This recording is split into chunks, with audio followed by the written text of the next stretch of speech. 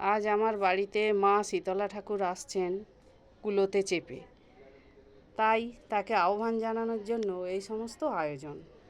ঢাক বাজিয়ে আসছেন, দেখতে থাকুন।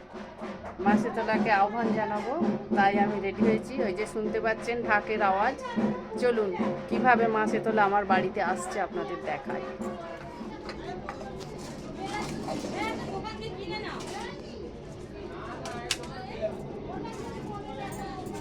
চাঁদা চাঁদা চাঁদা বিল দিয়ে জানি আমি দিয়েছি। না, এবার দেরি হয়ে গেছে। ঠিক আছে, আমি চাঁদা দিয়ে দিয়েছি 31 টাকা। দিয়ে দিয়েছে। বলছিল যে এটা তুমি ছিঁড়ে বিল দাও দিয়ে না। দাও। ছিঁড়ে আছে, দেখো।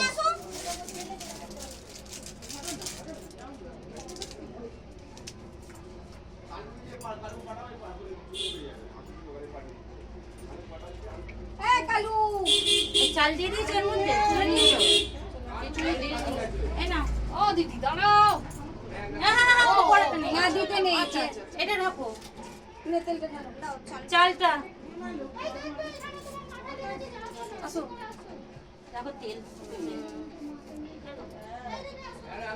দাঁড়াও, তেলকে দেওয়া হয়নি। তেলটা ধাক্কা লেগে। আসো, চলো চলো। এইদিকে একবার তাকাও। এই হচ্ছে আমার বাড়িতে শীতলা ঠাকুর এলো। প্রতি বছরই এমন দিনে আমার পাড়ায় শীতলা পুজো হয়। তো এইভাবে মা আমাদের বাড়ি বাড়ি ঘুরে বেড়ান, আর তাকে এইভাবে আমরা আহ্বান জানাই। শীতলা মাতা যে বাড়িতে এসেছিলেন তার প্রসাদ, অর্থাৎ এই যে তেল মাখানো চাল আর বাটিতে একটু তেল, এগুলো ঠাকুরের উদ্দেশ্যে দিয়েছিলাম। আর ঠাকুর যারা এনেছে সদস্যরা, তারা এইগুলো থালার মধ্যে কিছু কিছু রেখে গেছে। এইগুলো পরের দিন যখন ভাত হবে, সেই ভাতের মধ্যে চাল দিতে হবে আর রান্নাতে তেল দিতে হবে। এগুলো হচ্ছে নিয়ম।